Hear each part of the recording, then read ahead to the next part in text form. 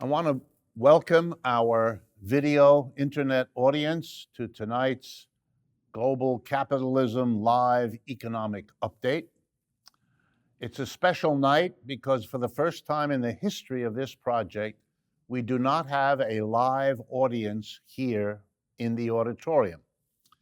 So before doing anything else, I wanted to explain that situation and make a bit of an appeal to all of you in regard to that. The reason we didn't call for the usual live audience that comes, and that usually numbers between 100 and 125 people, is because of the enormous anxiety and nervousness across the United States, but particularly here in New York City, around the coronavirus.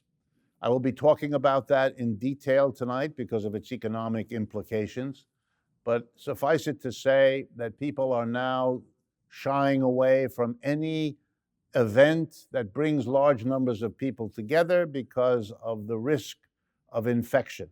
It's a very serious matter here in the United States and more than in many other countries because the government here and the private enterprises that comprise our health system have been woefully inadequate in preparing for this, in accepting that it's a serious problem, in finding solutions, and so forth. And therefore, the risk is enormous because the gap between what other countries have done and what we've done is so severe. So in respect to this concern, we canceled the live audience, but electronically we can still talk to all of you, and that's what we're going to do this evening.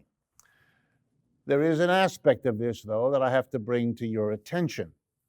The live audiences here make donations to be part of the live audience, and it's a significant fundraising project, if you like, for Democracy at Work, the institution that, along with the Judson Memorial Church and the Left Forum, bring these events to you all year long.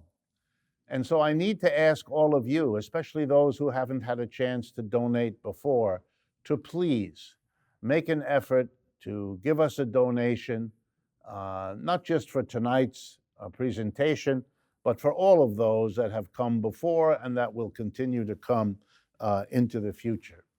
What would be best for us is if you went to the patreon.com website and signed up there and supported us in an ongoing way.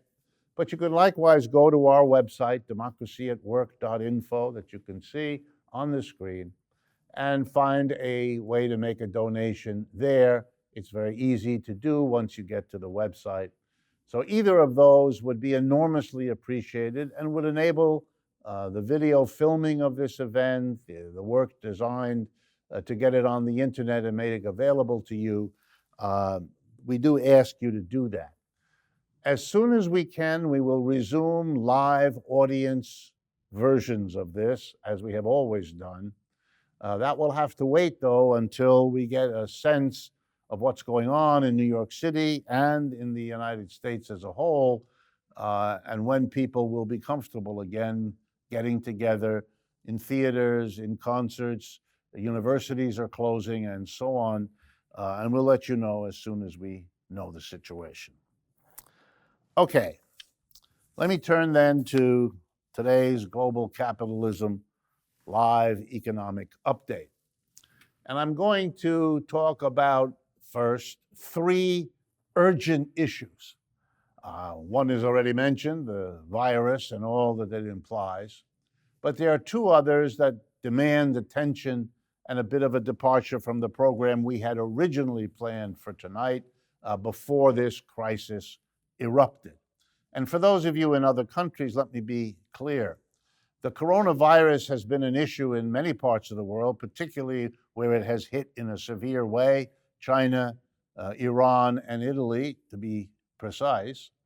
It's been an issue there for much longer than it has been an issue here. Remarkable comments were made, even remarkable for President Trump, who's known for remarkable comments.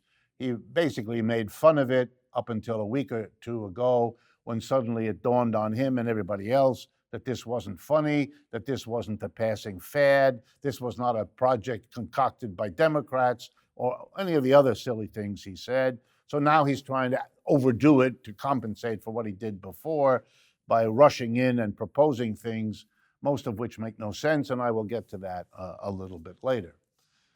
But let's begin somewhere else. I want to talk first about the campaign for the Democratic presidential race here in the United States and the achievements of one particular candidate. It will not surprise you which one I'm talking about, Bernie Sanders. And I want to underscore what he has already achieved. At the time of this evening's program, there are still primaries to go. As we speak, Joseph Biden, basically the only major candidate in the race other than Bernie Sanders at this point, has over 800 delegates, and Bernie has over 600 delegates, and that's what separates them. And that's why Bernie Sanders has announced he's continuing in the race, and he's not going to drop out as his opponents would wish him to do, and as virtually all but one or two of the other original contenders has already done, namely dropped out. What do I mean by Bernie Sanders' achievement? Well, that has to be put in a historical context. The last time capitalism crashed in the United States, before the very serious crash of 2008 and 9, was back in 1929 in the 1930s. At that time, a revolt, political and economic, from below changed American politics profoundly. We saw a rise of a communist party, two socialist parties. Some had existed earlier, but they grew like mushrooms after the rain in the wake of the Great Depression of 1929, the collapse of the stock market then, with gyrations that are familiar in terms of what has been going on this week in the stock markets in New York. The reaction from below, the revolt from below, took the form, as I have explained in these meetings quite a few times, of the creation of a coalition. The labor movement, with its new thrust to industrial unionism, under the organizational umbrella of the Congress of Industrial Organizations, CIO, together in an alliance or a coalition with two socialist parties, a communist party, and really important organizations representing African Americans and other minorities in the society. It was a very powerful and quite successful coalition. It forced Mr. Roosevelt, the president, to do two remarkable things. One, to create social democratic type welfare reforms, the Social Security system, which had never existed before, the unemployment compensation system at the federal level, which had never existed before, the nation's first minimum wage, and a government jobs program that hired 15 million people and literally transformed the United States. And the cost, the immense social cost of these things were undertaken by the government, even though the government had very little money at the time, because in a time of depression, people without work don't pay income tax because they don't have an income. They don't go to the store to buy things, so they don't pay sales tax. Corporations were in trouble. They weren't paying tax. So not only was a vast amount of money spent on an important social program, and let me underscore again, a vast amount of money was spent on a social program, but the money had to be gotten by the government from corporations and the rich, who were suddenly taxed much more and much higher levels than they had been before. So basically, the social democracy of that period involved taxing the rich to provide a fantastic safety net, we came to call it, for the mass of the people. You tax the rich few to support, to help, and to sustain the mass of the people. The very thing that you will hear some conservatives today say is not possible, and even more conservatives never even think about because they can't imagine it, is a reality of our own history. But it is doubly important because the rich and the corporations were outraged by what happened in the 1930s, which was, by the way, continued throughout World War II. It went all the way to 1945, when World War II came to an end and President Roosevelt died in office. And so after the war, starting in the middle 40s, an immense reaction came into American life. Anti-communism, it came to be called. Why? Because the whole thrust was to undo what had been done in the 1930s. What Roosevelt had done under the pressure of the unions, the communists, and the socialists had been called the New Deal. And everything that happened after 1945 was a program to undo the New Deal, to reverse it. It was done with the same gusto that Mr. Trump's administration has tried to undo everything associated with the Obama administration that preceded it. Only it was more vicious. How did you undo the New Deal? If you were the right wing in America, the business community and its allies in white supremacy, in Christian fundamentalism, and the rest of that side of American politics. You destroyed the coalition that made it happen. And so you began with what the right wing decided was the weakest link of the coalition, and that was the Communist Party. That's why it's called anti-communism, because the first target was the Communist Party, which was rechristened, if you like. It was no longer the militant people who led the struggles for unionization, for the New Deal. Instead, they were recast as evil puppets of the Soviet Union. A double irony, because World War II was a time when the United States and the Soviet Union were allied in the war against fascist Germany, Italy, and Japan. Okay, so what happened in the aftermath of 1945 was the demonization of communism, followed by the demonization of socialism, which was equated with communism, and the demonization of the left. It wasn't a political point of view. It wasn't a programmatic set of ideas. No, it was some evil, bad thing. And that program, the demonization of socialism, has dominated and controlled American political, cultural, academic life for virtually the entire period from the late 1940s right down to the present. Or to be a bit more accurate, all the way down to the crash of 2008 and 9. It made socialism a bad word. A politician who dared to have the label socialism applied to him or her was thereby committing political suicide.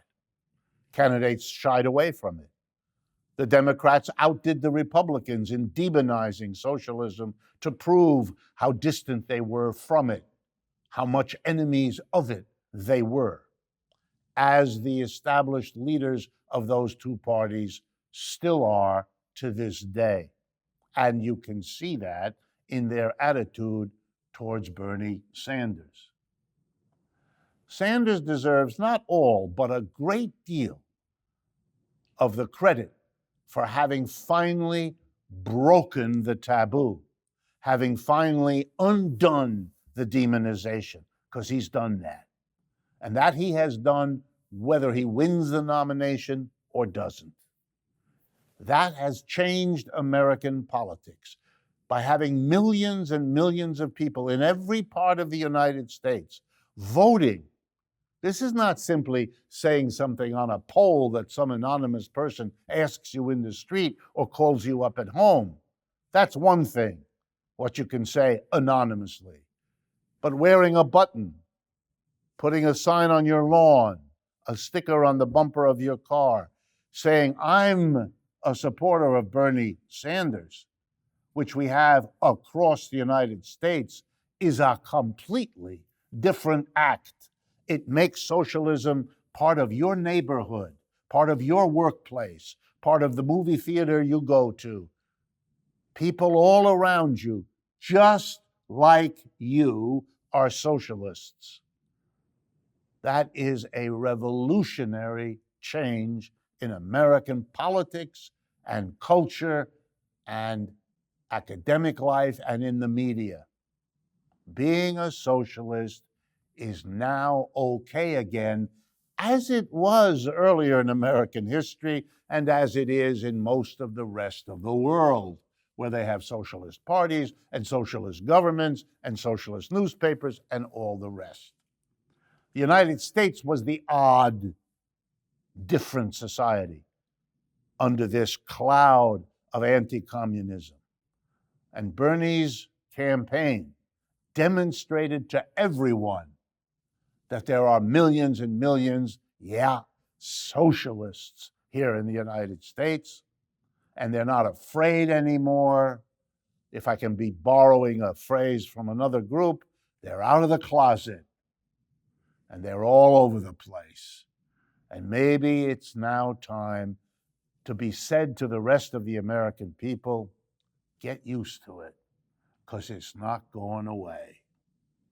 Bernie may go away, but this is his achievement, and this will be on his tombstone if the people around him who helped make this movement have anything to say about it, so that he's remembered for the huge historic figure he has left as his achievement. I'm saying this in part because there's a tendency in the mass media, for all the reasons I've just discussed, to want to put this down, to want to say anything and everything that the left in America is still weak, is still small, is still isolated, is still politically irrelevant. Those people don't give up. You know how you can see it? In the desperation to control Bernie Sanders. Most of the candidates in the Democratic Party were centrists, whatever exactly that means. And most of them are gone. They were gone because they couldn't compete with Bernie Sanders, who defeated them in virtually every election. So they had to quit and be corralled together behind what? The most backward element of what's left of the old Democratic Party establishment, the Clintons. Oh, goodness. And they had to dredge up poor Joe Biden, whose age and incapacity are on painful display all the time, because they had to try to come up with something to stop. What an achievement for socialism that the old establishment, who used to dismiss that whole part of the political spectrum with a wave of their hand, have to mobilize every last resource. Nor is it lost on the American people, and not just the Democrats, that on the one hand, we have an old man from Vermont who excites people, who motivates them, who has a vast army of people working in every state for him, versus Mr. Biden, who has the money to buy the paid ads and to dredge up the old machinery, what's left of it, to get out the vote. What a display. Poor Mr. Biden couldn't inspire anybody. Mr. Sanders inspires almost everybody. And in case you missed a little statistic, in every case, including where Bernie Sanders wasn't the winner of the majority of the votes, he was the winner of the majority of the votes of people 40 years of age and younger. There he is the winner. And in case it's not clear to you, that's the future of the Democratic Party. It's also the future of the United States, where Mr. Sanders has already won. And as we go forward, either with Mr. Trump or with Mr. Biden, if that ends up being the victory, everyone is going to remember the difference between Bernie Sanders and the on the one hand and either of them on the other. This genie will not be pushed back into any bottle. The socialism that was missing from American politics is now a core part of it, and that is filtering through the cultural institutions, the religious institutions, all of the institutions of the United States. And to people watching this program from elsewhere in the world, the United States is going to play a different role in the world now because it has a different political structure at home. And the kinds of things it did without opposition will now have opposition. And the kinds of things you didn't see coming from the United States, you will see, just like Bernie Sanders, is something that many of you never thought you would see. My next topic is this virus. And about this, very important things have to be said in terms of the economics of it. So let's begin. On the 10th of March, a mainline business journal called the Business Insider, you can find it on the internet, it's easily available, well known, been around for years, carried a remarkable graphic. It was compiled of statistics from the Centers for Disease Control, which is a governmental agency based, if I'm not mistaken, in Atlanta, Georgia. And so the government statistics were what Business Insider worked with. They looked at 8 countries, and they asked a simple question. As of the 8th of March, that was the latest date they had to work with, and this document is dated the 10th of March. As of the 8th of March, in each of these 8 countries, they had a statistic as to how many people had been tested for the coronavirus. The virus begins in December of 2019 in China, as best we know, and spreads from there. So we're talking now about the 8th of March. You've had all of 2020 and some weeks in 2019 for something to be done, either to prepare to test the population or to undertake the testing of a population. So let's look at the 8 countries and start with the most successful. South Korea. That's right. South Korea had tested, as of March 8th, roughly 3,000 out of every million people in the population. Out of every million in their population, they had tested 3,000. In China, a much, much larger country, they had tested 2,000, roughly, out of every million. A colossal achievement in a society that large. And then I would go through, if I had time, all the other countries, but I want to get to number 8, the one with the poorest record. It is the United States of America. And how many people had the United States tested as of March 8th per million? Ready? 5. Not 5,000, not 500, 5. South Korea, 3,000. United States, 5. So when you hear, which you still can, that there haven't been that many confirmed cases of the coronavirus, the explanation for that is not that we don't have many people with the disease, it's that we haven't tested anybody. It's an astonishing reality. So what have we got? We have got a population that is certainly infected, given the travel from all over the world, China, Iran, Italy, to mention only the most important cases. The travel between those places and the United States is continuous and has been now for months. But there's no testing. The disease comes here in a variety of forms. It spreads. We don't know because there's no testing. What is going on here, therefore, is panic. The panic set in the first week of March. as people began to realize that this disease, which has produced 4,000 or 5,000 dead people already, and 100,000 plus who have suffered and had the disease, hasn't even been understood in the United States, let alone dealt with. Nor is there any preparation for it. The reports are all over the United States of clinics and doctors and nurses who can't get the tests. The kits to do the tests are not available. The companies that could have and should have made them, by the way, there are companies all over the world that make these things. The World Health Organization has certified that the one made in Germany is the best one and is widely used as a result of that.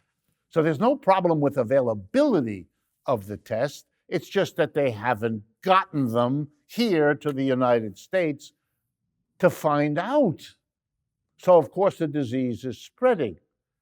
Since you don't even know who has it, your techniques for limiting the spread become crazy, overdone, gross, because you're trying to deal with something you can't quite pinpoint. Not because it's technically impossible, it isn't. Not because it's scientifically impossible, it isn't. So what is the problem here? And this is what I want to focus on more than anything else, because I don't want to repeat what you can get in the mass press, which I'm sure you've all seen. The problem here is a system that is not working. And by not working, I mean a system that doesn't protect the health and safety of the people, which is actually one of the most important fundamental obligations of any system. Let me explain. We can start with this problem of testing. Even if we had the kits, which we don't, even if we had the system set up to provide everybody with a test, which we don't, millions of Americans are working and living in a United States that gives them every incentive not to go and get tested, even if they're sick, even if they're coughing, even if they have a fever or any of the other signs of this virus. And let me go through them briefly with you. 30 million Americans have no health insurance. They're not going to go to a doctor. They have not gone to a doctor for years. They wait out their illnesses because they're not covered by an insurance and they can't afford what doctors charge to people without insurance. They're not going to go when they get a cough. They're going to wait it out. They're not going to go when they get a fever. They're going to wait it out. They've been doing that all their lives. And unless you made it colossally easy and colossally free, it's out of the question. Neither of those things have been done. And so those 30 million people are getting the disease and spreading it, and there's nothing at all being done. But that's the tip of the iceberg. Let's turn next to the 150 million that have some medical insurance from their job, typically. Well, most medical insurances have two things that work against going and getting a test. One is called a deductible, and the other one is called a copay. A deductible means that you have to pay the fees up to a certain amount, and then the insurance kicks in. Well, this is early in the year. People haven't used up their deductibles yet. So for them to go to a doctor now to get tested, that's going to cost them money out of their pocket, which they cannot afford. Then there's the copay. Even if you don't have the problem with the deductible, many insurances require the individual to kick in part of what the doctor's fee is. Those people have not gone to doctors when they've had a fever or a cough because they can't afford it. And that's what they're doing now.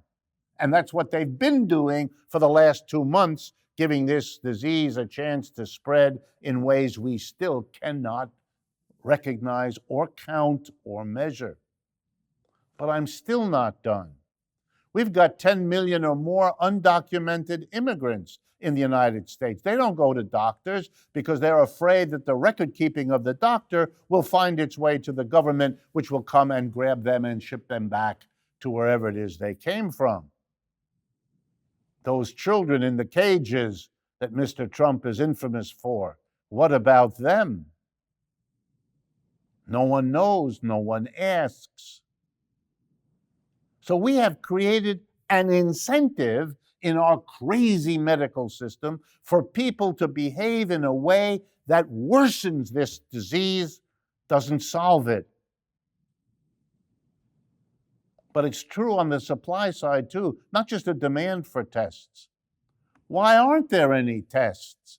Why didn't the United States bring over the German tests if they're the ones endorsed by the World Health Organization, which they have been, as the best, which they have been? Why have no American companies produced them? Why didn't the American government order these tests the minute they heard anything, if not earlier? Because these kinds of testing kits can find other diseases too. Why isn't there a stockpile that could immediately be made available? Why isn't it distributed in key places around the country so it's quickly available? What's the problem here? The kits are very small. They don't weigh anything. Gee, the government would have had to buy them from the companies that make them. And you know, if the government buys it, and they buy hundreds of millions, because that's how many people we have in America, 325 million, then of course the government gets a very good price because it buys in bulk. Those companies don't want that. They want the doctor over here, the nurse over there, the clinic over there to buy small quantities at a much higher price. And until they get it, and until there's a market, they're not going to produce them. Why? Because it's not profitable to produce something and have it sit on a shelf for a couple of years waiting. That's not privately profitable, but it is public health idea number one. Of course, you stock all the things you need to keep your people safe and healthy. Let me give you an example. The United States, at enormous expense, buys and stores in underground bunkers petroleum. Huge amounts at an enormous expense. Why? Well, for the national security, in case the oil we need can't be brought in from outside, we have I see. To manage your oil supplies, you spend a lot of money to store the thing you need to be secure. But for the health, not so much. Not so much. What's this about? You have a private healthcare system. The private healthcare, the people who make the kits, who make the drugs, who make the hospitals, the clinics, they're private profit operations. They're looking to maximize the bottom line, as they will tell you if you ask. So the health and welfare of the American people is held hostage to the private profit system. If it isn't privately profitable, it doesn't get done. And now we see the result of such a system. Allowing the medical care of a society to be handled by people whose first goal is private profit is crazy. And that was always true, but now we're confronted with the life and death absurdity of having done it this way. Of course we need a national health service. China has a national health service. At the beginning of this coronavirus, people made criticisms of China. They could have acted further, and that may well be true. But boy, when they finally got around to it, they've done quite a job. Building hospitals in the Wuhan area where it started, putting whole areas into quarantine and really monitoring that. They've been able to bring the numbers dramatically down. And now it becomes clear that the United States waited much longer, did much less. That is a very serious issue. And it doesn't just affect the health. It's very important to understand that the failure to take a whole host of steps, the coronavirus isn't the only dangerous virus. A few years ago, we had the SARS virus. We've had the Ebola crisis. They are going to happen. We've known that for a long time. You have to be prepared. What possible excuse is there? What possible explanation for the lack of preparation, the lack of supplies, the lack of a distribution system to move the supplies from wherever they're stored to wherever they're needed? What in the world could explain this? And the answer is a private profit system that not only determines what the companies that make these things do, but has also infected the government, so the government doesn't want to spend the money. In recent years, the government, and not just under Mr. Trump, has cut back the budgets of FEMA, of the Centers for Disease Control, the other agencies that are supposed to do this, and they weren't adequately funded in the first place. So this is a critique of a system. Don't blame it all on the virus. Viruses are an old phenomenon. Medicine has studied them a long time. It is well known that it takes time to get a vaccine to deal with a virus. Therefore, you can't wait until the virus hits to, we need a vaccine. Stop. You needed to have everything in place to deal with this problem. There is no excuse, but there is an explanation. And the explanation, in a word, coming as a big surprise from someone like me, it's called capitalism. And letting capitalism govern your healthcare system produces the disaster we face in the United States, and other parts of the world do too. Let me turn finally to the economic impact. During the first 10 days of March, the stock market collapsed in large part in the United States, lost somewhere between 20 and 25% of its value. Trillions and trillions worth of wealth disappeared. Companies were wiped out, individuals were wiped out.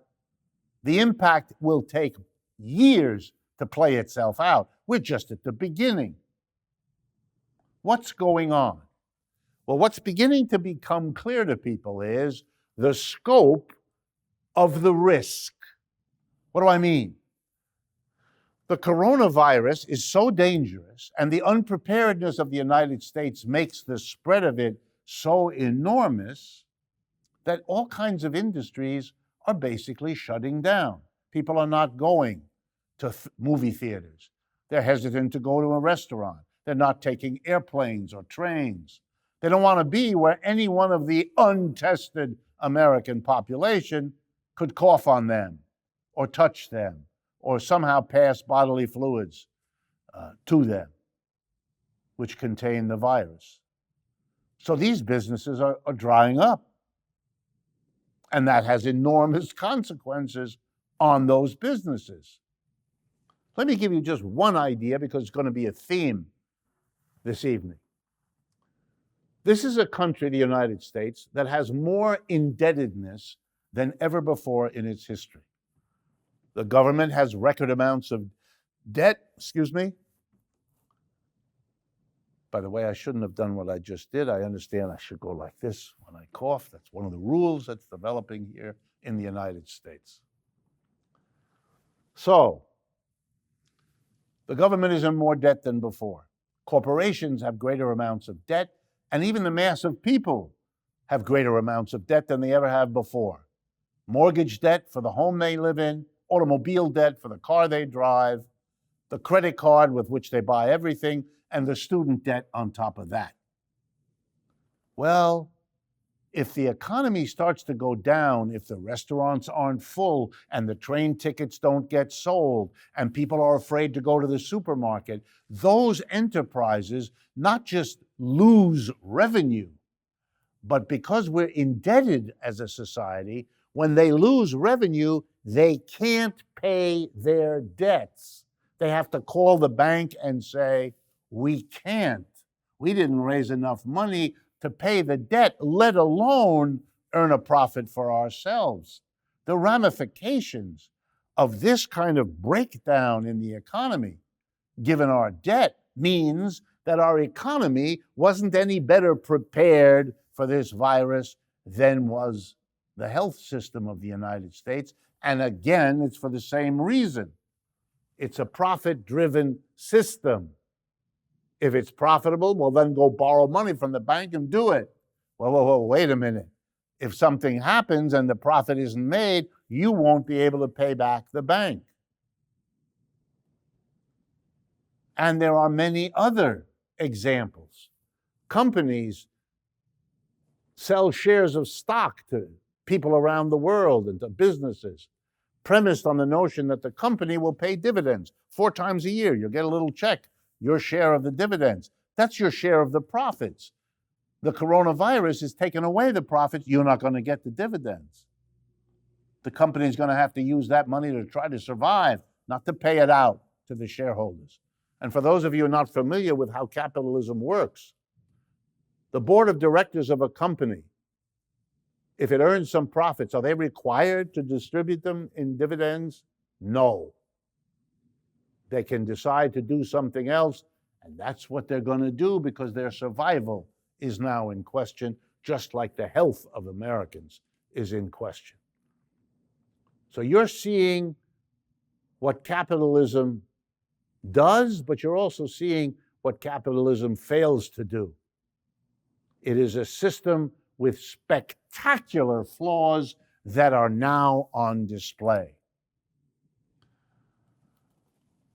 Warren Buffett, one of the richest people in the world, is famous for a remark that he made about the stock market when it goes up and down, and in particular when it goes down. Here was his remark. When the tide goes out, that's when you learn which swimmer doesn't have a bathing suit. When this virus hits, you learn which system doesn't work.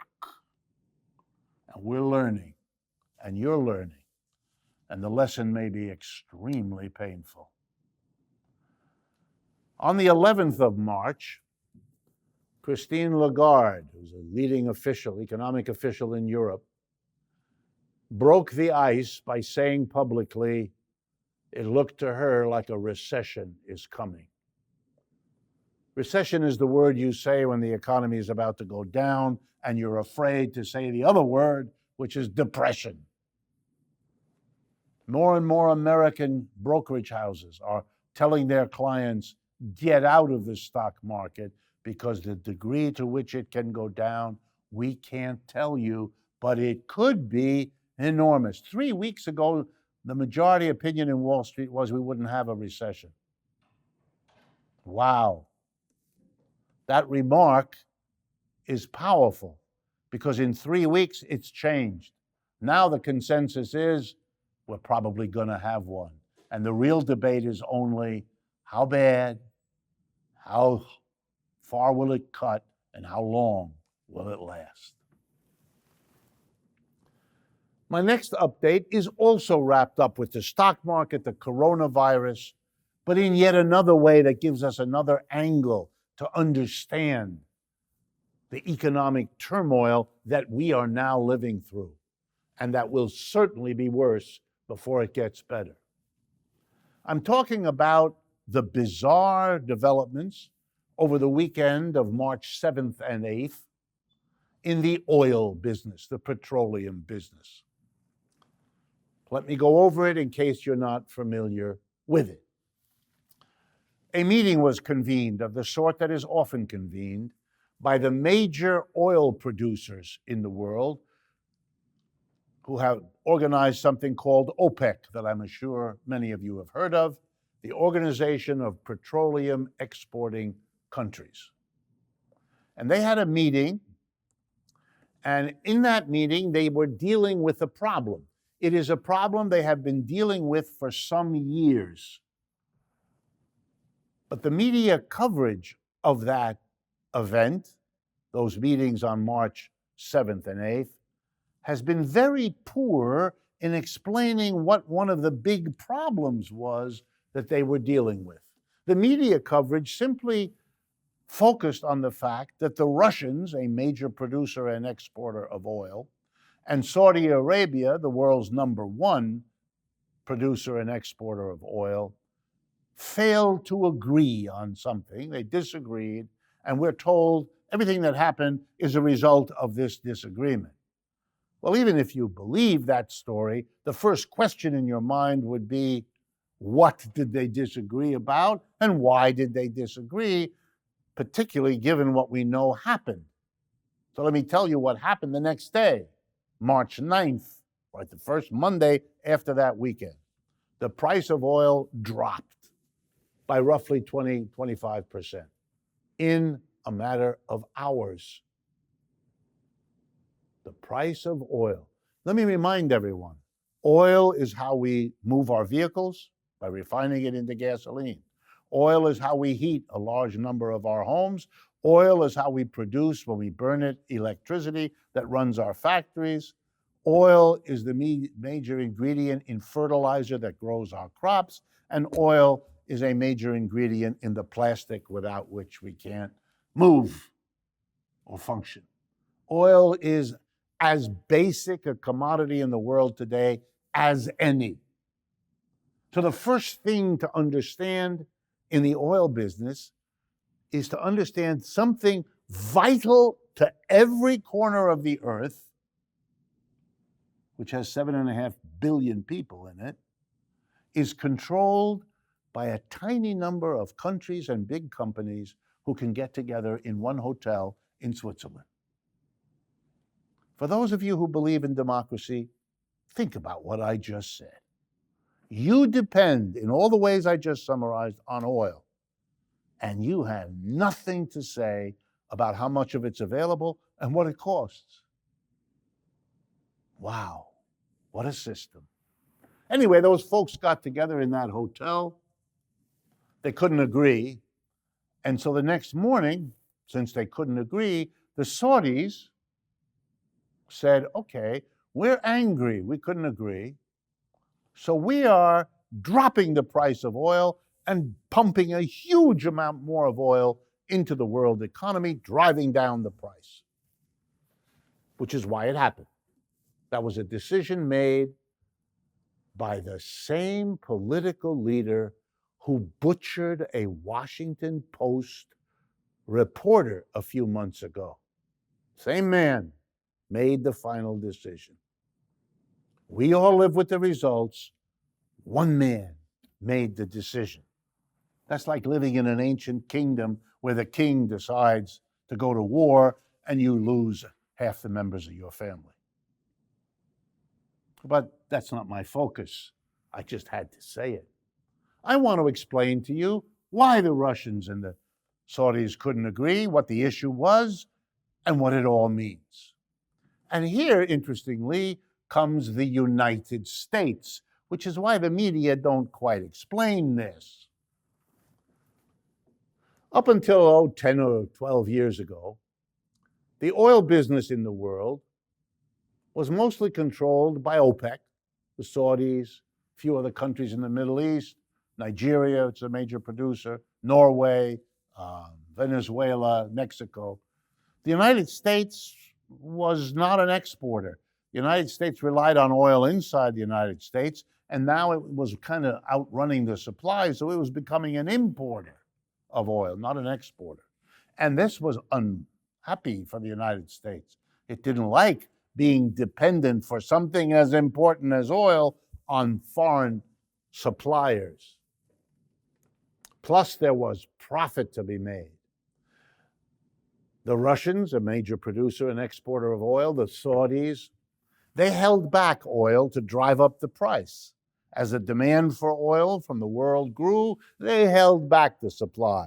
A famous trick in which capitalists, to make more money, act as monopolists. They basically go about manipulating the market. The price was high. So the American profit motive kicked in. And we had a whole bunch of oil companies say, wait a minute, there's a new technology. Many of you know it. It's called fracking, a new way to go into the ground to find oil and to bring it up. And the United States, it turned out, had a lot of that kind of oil under the ground that you could get with fracking. Very expensive technology, you could get it. But the price of oil was so high, here comes it now, little economics lesson. The price of oil was so high that you could make a profit, even though it was expensive to bring that oil up, you could make a profit. The combination that we in America would be self-sufficient in oil, maybe even begin to export it, was so attractive that putting that together with the fact it was profitable led the oil companies to rush in, buy the land, and go about fracking. But they didn't want to risk their own money.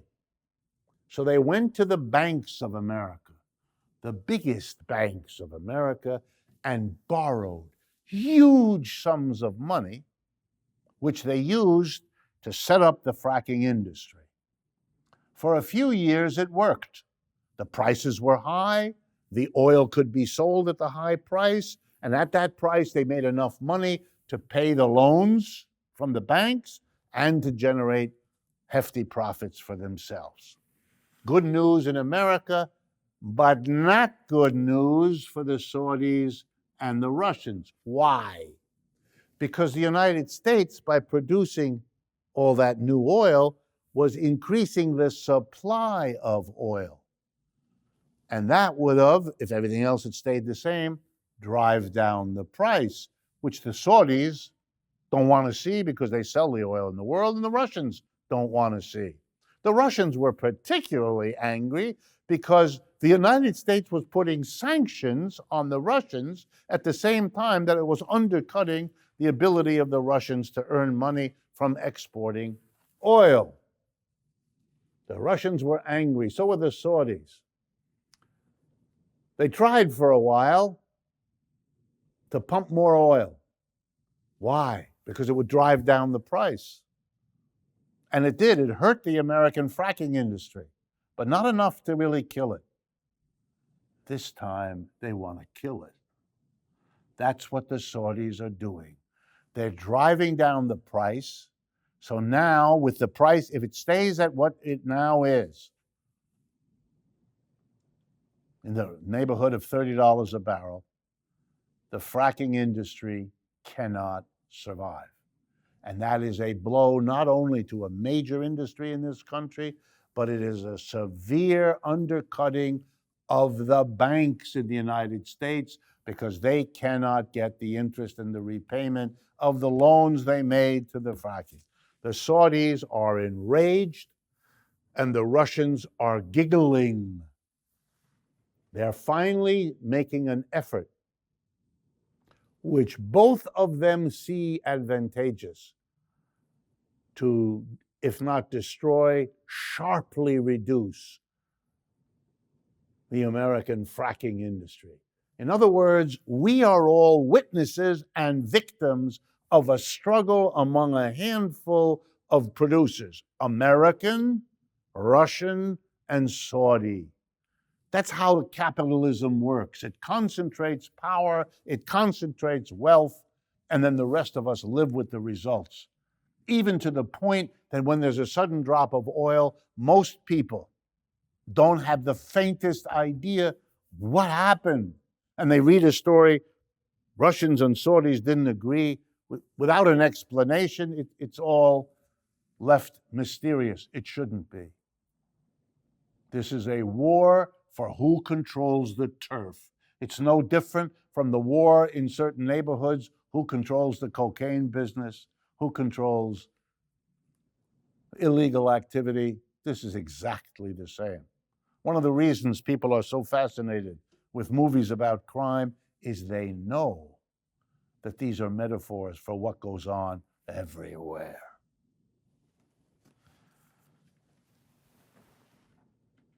Let me try to pull this all together, what we've been talking about. Socialism is stronger in the United States than it has been in my lifetime. It's amazing. Even more amazing is the following sentence.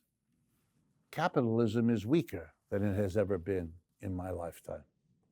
At the same time. What an interesting combination. The coronavirus is not the culprit here, any more than the collapse of the oil price. I've tried to analyze those, but those don't explain the turmoil in the stock markets, the looming recession. Capitalism was in a bad way before these things hit.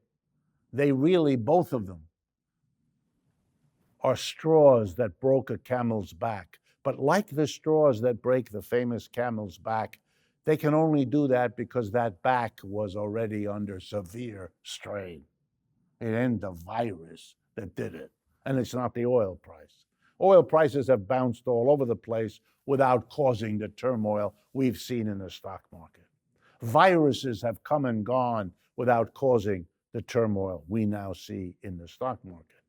The drop in the New York stock markets at the beginning of March was so extreme and severe that it has no precedent. That much wealth isn't lost in 5 hours or 2 hours. What's going on is this.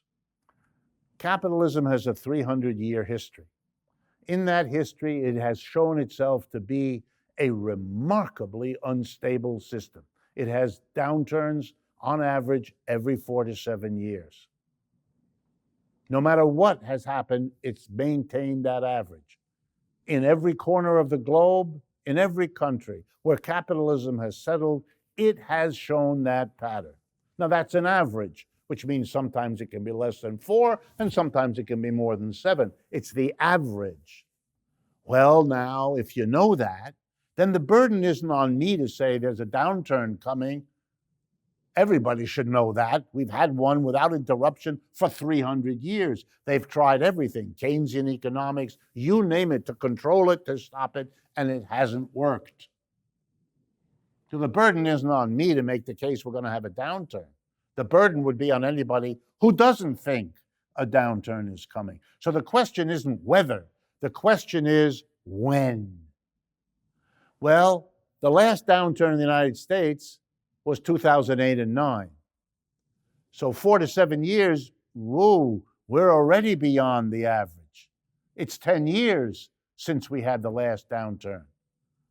That means we were waiting for something to take us over the edge. And the people on Wall Street know that. They talk about it all the time. I read the financial newspapers, so I see it. There's nothing to do with a socialist critique. They knew the system was ready to crash, that the prices of stocks had gone so high that something would come about and everybody would panic and start selling. That's what the virus has done. That's what the oil price collapse has done. Either of them probably would have been sufficient. The two of them together, oh boy, are you in trouble. And what is now going to be done? Here's the most remarkable thing. During the first week of the crash of the stock markets in New York, a panicked Federal Reserve, the name of the American central bank, took action. They dropped interest rates by 0.5 point. This was supposed to make it easier for people to borrow money to buy shares of stock, to borrow money to buy a house, a car, whatever. That would give a boost to the economy. Did they get a boost? No. It tanked down. You know why? Because the Wall Street was so clear that this economy is in trouble that they interpreted the Federal Reserve stepping in to cut interest rate as proof that you ought to be scared. Look how scared they are. They got exactly the opposite. That's another sign that you're in a very bad place. The effort to fix becomes the proof that the problem to be fixed is even worse than you thought it was. In recent days, President Trump has made a number of remarkable statements. As I say, even for him, one statement. He's thinking of cutting the payroll tax. Here in the United States, money is taken out of the weekly check of a worker and set aside to pay the income tax on that work. That's called the payroll tax, or it pays for Social Security. It depends on how the system works in each situation. And they would suspend that for a while. This is a level of misunderstanding that takes your breath away. If people are not going to the store to buy things because they're terrified, if they're not going to church, if they're not going to school, you put a few more dollars in their pocket, they're not going to go to the mall either. What are you talking? The nonsense here, well, it isn't, because it's posturing. Look, I'm doing things. Before he was criticized because he didn't do anything. Now he's doing.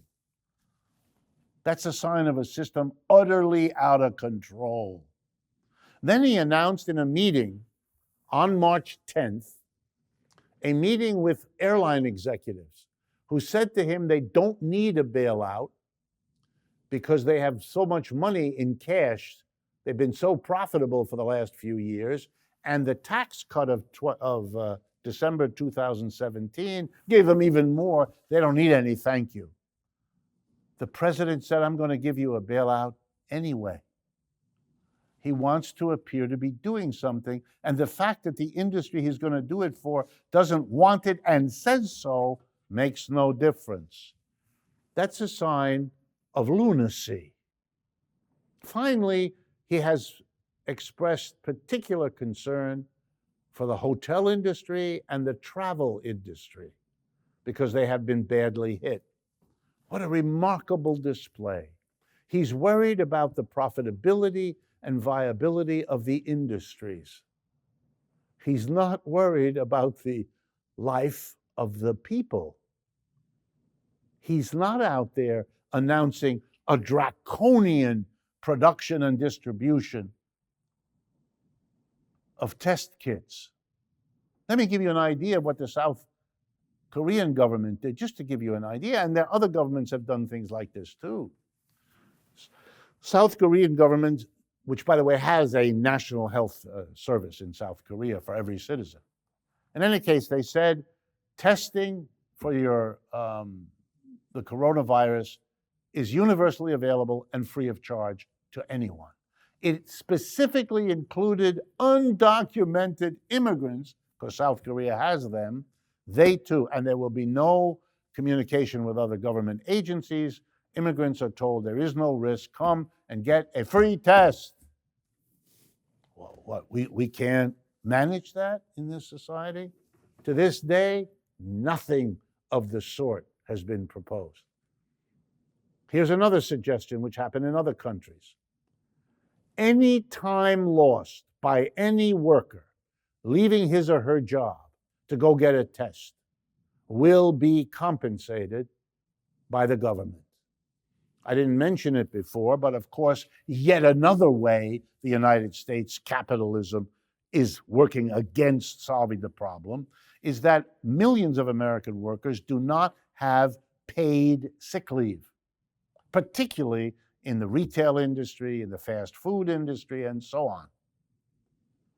Unlike most other countries, the United States does not mandate paid sick leave. It's up to each employer to give it or not.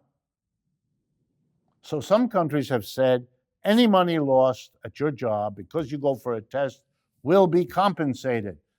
Because if you don't do that, you're giving people another reason not to get tested because they can't live with a day or two of loss. Then there are the schools. They're closing the schools. I got a notification from one of the colleges I attended, because I'm an alumnus, that indicated they were telling the students to leave the dormitories by Sunday. They were informed the week of March 9th that they had to leave by Sunday evening, March 15th. They were given 6 days, basically, to vacate their dormitories and go home for the rest of the semester, which goes into April and May. No word, at least in the alma mater I'm talking about, no word, are you going to be reimbursed for the room fees you paid, for the meal fees you paid, for the educational tuition you paid, since distance learning, I can assure you, is nowhere near what real learning is about. Not a word. And that brings me to the conclusion of all of this. The coronavirus is now becoming an excuse. You're going to see reference to it all over the place. Just think of the possibilities with me. You've made a mess of your corporation. You've made bad political decisions, bad investment decisions, but suddenly you have a savior. It's not your fault. It's the virus. It's the virus that got rid of my workers. It's the virus that got rid of my customers. It's the virus that requires me to shut down. It's the virus. Everywhere you hear about the virus, the whole thrust of what I've tried to explain is that it wasn't the virus. It was a system that couldn't anticipate, couldn't plan, couldn't prepare, couldn't cope with this problem. A system that is built around private profitability, in which these social issues are secondary if they're not ignored altogether. Now, I had promised, in conclusion of tonight's presentation, I had promised to talk about the changing nature of world capitalism. So in order to keep that promise and say a few words, because it comes right out of the conversation about virus and oil and stock markets and rising socialism. The people who run the United States are aware of the problems of capitalism, not in the way I've talked about them, but in other ways. They see it and they feel it. And what they do faced with a capitalism in trouble. A capitalism in trouble, and what do I mean by trouble? Well, somewhere between 30 and 40% of the American people now say and vote that socialism would be preferable for them to capitalism. That's a system that's got a problem, especially in a country that didn't have this problem for the previous 75 years. But there are other signs, extreme inequality and all the tensions that come out of that. Here's another one, another superpower economically that's outrunning you and outgrowing you, and that's the People's Republic of China. So what happens when a capitalist system is finding itself boxed in, having problems left and right? And this was true already before the coronavirus adds its pressures and the oil problems add their pressures. What do? Two kinds of reaction. One, you look for scapegoats. Well, we've already seen that. Immigrants are a scapegoat. They always are in these situations. Foreigners are a scapegoat. Look at Mr. Trump. There's an invasion of immigrants. A country of 325 million, looking at a total undocumented immigrant population, maybe 10 million. 10 million, 325 million. You're not being invaded by anything you have to worry about. But it's a good scapegoat. Here's another one. The rest of the world isn't treating us fairly. The Europeans cheat. The Mexicans and Canadians, that were his first cheaters, that he was going to fix it all. But the scapegoating often looks like what it is. And so you need a kind of umbrella, a big idea that can be put forward instead of scapegoating looking like what it is. And so Mr. Trump's team came up with a big idea. Again, nothing new. Capitalism in trouble invents nationalism. You see, the problem of American capitalism isn't the capitalist system, it was globalization. Obama, Clinton, Bush, they were all globalizers. They supported American companies going abroad. Shouldn't have done that. We have to have Fortress America. We have to make America great again. We have to redesign to nationally focus on building our place because we are threatened by foreigners, the Chinese. Look at it. From the day he becomes president, it's the Mexicans when he runs. It's the Canadians. It's the Europeans. It's the Chinese. I mean, there's no end. There's literally no end. But this nationalism has effects. Whatever the ploy in the United States, because it's such a rich country, it will have effects. And the turning to nationalism taught all those other countries that the leadership of the United States in a globalized way, which they relied upon, could no longer be relied upon. The Canadians don't rely on it anymore. The Mexicans don't. The Europeans for sure don't. Nobody does. Everybody's going their own way. The British are leaving Europe. The Italians are thinking of leaving Europe. What does that mean? You're going to do it all on your own. That's what we had in the 19th century of capitalism. It produced the unspeakable wars of World War I and II. And in the wake of those horrible wars that emerged out of nationalism, there was the effort after the First World War to create something called the League of Nations. And after World War II, we created the United Nations. The whole idea was, let's get ourselves together so we don't slaughter each other the way we did. And the whole notion of a global approach had that. Was it altogether genuine and honest? Of course not. But there was something there. And whatever that was is now lost. We're back to the jungle of each of us fighting our way forward. Part of the reason the Saudis and the Russians are sticking it to the frackers is that the cooperation and coordination that might have existed before is now no longer possible. The appeals of Macron in France or Angela Merkel in Germany is falling on deaf ears. The British have left. The others are very suspicious that whatever effort to bring together will sacrifice or undo their national. They're back to being nations, which got them into such terrible trouble before. This is a capitalism that is unraveling. It is very dangerous. And the directions it's gone in, the demonization of immigrants, the demonization of foreigners, these are signs of a capitalism that is done historically. Nobody can predict exactly how that happens or how fast it goes. But let me conclude by reminding everyone, the systems that existed before capitalism all display the following pattern. They're born out of another system, they evolve and change, and then they die.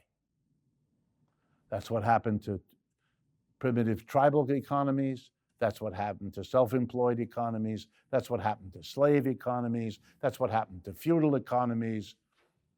My bet, that's what's going to happen to capitalism too. Why would you think otherwise? And since we know capitalism was born in England, 17th century, and that it has spread and evolved and changed now for 300 plus years, then we kind of know what the next big step is. It's called death. It's the passing away when something else emerges. Death comes out of life, and life comes out of death. So the question is only when. And to make the question urgent, let me conclude by saying to you, from a standpoint here in the United States, with a virus disturbing all basic normal social life, and an oil price collapse which is going to ramify through our entire economy, and for the first time in almost a century, a surging commitment to socialism politically and ideologically, capitalism looks like it is in very deep trouble. And that is both scary and exhilarating. And on that note, Thank you all for being with us this evening. We regret that we don't have our usual live audience. Perhaps you can detect in my delivery that it's not around me and not there stimulating me. I miss them all. I like it when people are here. Do take, if you can, a moment to kick in a little financial support so we can get the funds we need to keep going. It's a very important thing for us, and it's a way for you to participate and join. And my hope is that the next time we do this, 2 months from now, we'll be back with a live audience and that we can resume what we did before this turmoil hit. Thank you very much. And once again, 2 months from now, second Wednesday in the month of May, we will reconvene here in the Judson Memorial Church in New York City.